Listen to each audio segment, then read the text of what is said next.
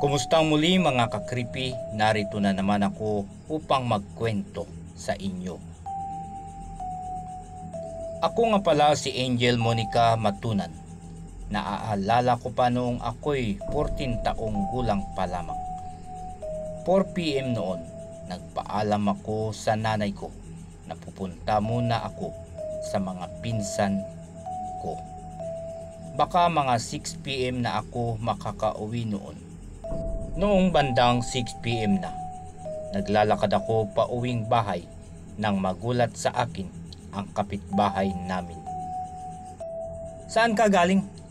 ang tanong niya sa akin. "Sa pinsan ko." "Bakit? Anong oras ka umalis?" Kanina pang alas 4. "Bakit ba?" Tila nababalisa na siya.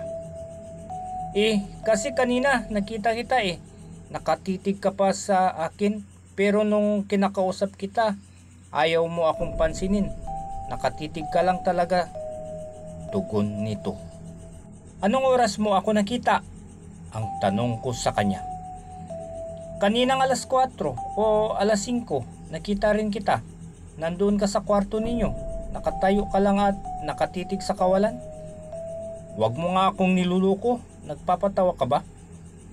Pagmamasungit ko sa kanya. Sa sinabi niyang iyon ay kinabahan ako. 2 years na rin ang nakakalipas. Naaalala ko pa rin iyon. 16 years old na ako ngayon. Natatakot ako na baka balang araw ay makasalubong ko ang aking doppelganger. Lumipat na rin kami ng bahay. Nasa Pampanga na kami ngayon nakatira. Ngunit nang lumipat kami dito ay mas kakilakilabot ang nangyayari. June 5, 2018, 10 PM. Naglalakad ako sa masukal na daan pauwing bahay. Nang may naaninag akong babaeng nakaputi. 2 babae, ang isang babae ay dinaanan ako at ang isa ay kasabay ko. Hindi ko sila pinansin, ngunit nakita kong nakalutang sila. Binilisan ko ang paglalakad ko at bigla silang naging usok at nawala. December 2019. Nag-iisa ako sa bahay. May naririnig akong kalampag sa sala. Pagkalabas ko, nagkalat at tapon-tapon na ang mga gamit namin. Wala naman kaming alagang mga hayop. Agad-agad akong pumuntang kwarto at natulog. Yung tirahan nga pala namin dito ay isang community, samahan ng mga taong banal, Catholic community. May chapel dito at araw-araw ay mga nakatokang tao kung anong oras ang salang nila. Ang akin ay 1 PM. Catholic community siya, pero sa likod nito ay may masukal na daan at may malalaking bahay na nasa ikatlong palapag at abandonado na ito. April 2020, 5:30 PM. Tinawag na kaming mga kabataan na mga elders dahil magdarasal na kami sa chapel. Pumunta na ako at nasa pinakalikod ako nakaupo, malapit sa pintuan. Habang nagsasalita at nagdarasal kami ay may narinig ako sa tabi ko na sumasabay sa dasal namin.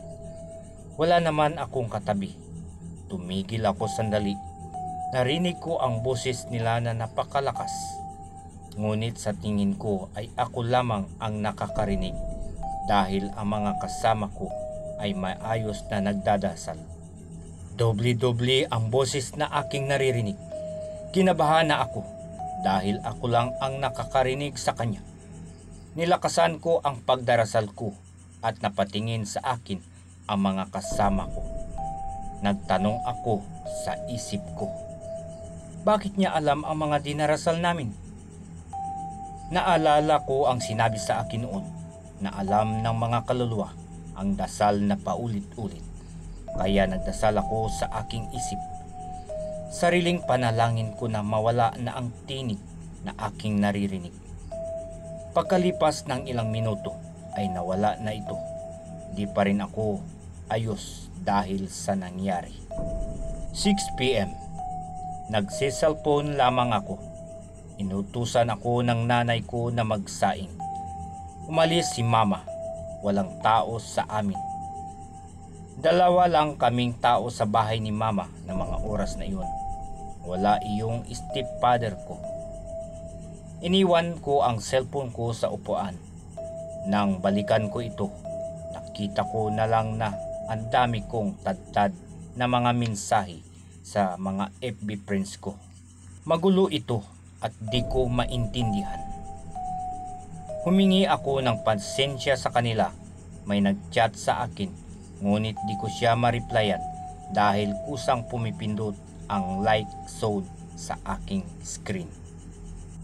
Kinabahan na ako at lumabas ng bahay. Sinabi ko ito sa aking ina, ngunit di siya maniwala. Bata pa lamang ako ay nakakaranas na ako ng mga kababalaghan. Di ko sila nakikita, ngunit naririnig ko naman sila. Nagdasal na lang ako na sana hindi na ako makarinig ng mga elemento, ngunit walang epekto ito. Sa tuwing nakakarinig at ramdam ako, ay hinahayaan ko na lamang sila. Hello po, ako si Odette, mag 25 years old na. Tubong Lipa City, Batangas. Lumipat kami ng Camarines Norte noong grade 6 ako at dito na nanirahan. Hiwalay na ang mga magulang ko, tanging nanay ko na lamang ang bumubuhay sa amin. May stepfather ako at may kapatid pang 3 sa kinakasama ng aking ina. Mabigat ang loob ko sa kanila dahil tamad at walang pangarap sa buhay. Kinuha kami ng nanay ko para sumama sa kanya at tumira dito sa lugar ng stepfather ko. Medyo bundok kaya tahimik at malayong malayo sa kapitbahay. 2014 ata o 2015 nang mangyari sa akin ang nakakatakot na karanasan sa buhay ko. At malinaw pa sa alaala ko ang lahat. Nasa kwarto ako noon. Tapos na kumain. Nagbabasa ako ng pocketbook dahil yan ang hilig ko. 10:30 na yun siguro. Katabi ko ang hipag ko, asawa ng kapatid ko. Tapos na ako magbasa ng pocketbook at nakaupo na malapit sa isang siwang ng kawayan. Bigla akong sumilip sa labas dahil may naririnig akong hindi ko maintindihang tawa. Akala ko yung dalawa kong kapatid na lalaki, ngunit imposible dahil gabi na. Nang tignan ko, hindi ako makapaniwala sa aking nakita. Sobrang nanginig ako at nagtayuan ang mga balahibo sa buong katawan, maging sa bato ko.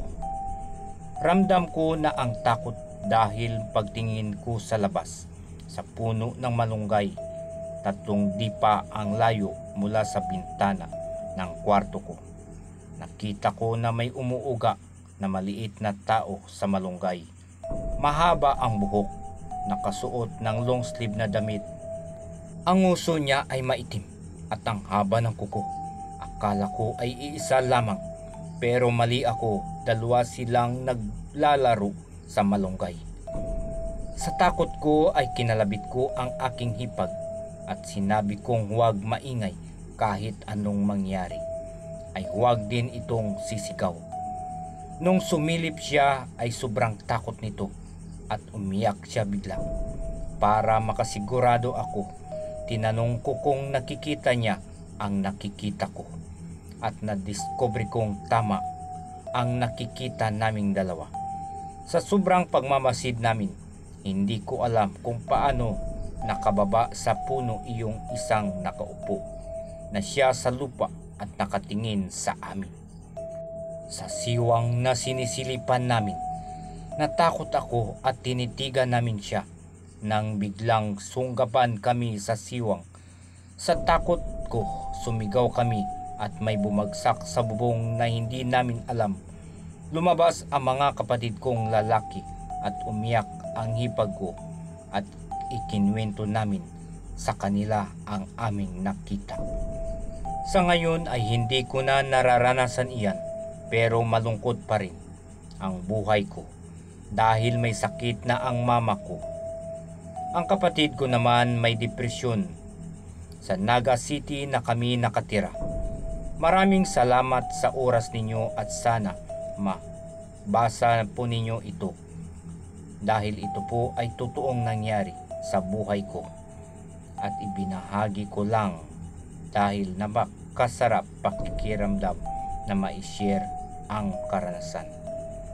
Maraming salamat pong muli sa pakikinig mga kakripi at maraming salamat po sa patuloy na pagtangkilik at pagsuporta sa channel na ito. Mega love shout out po sa lahat. Hanggang sa muli.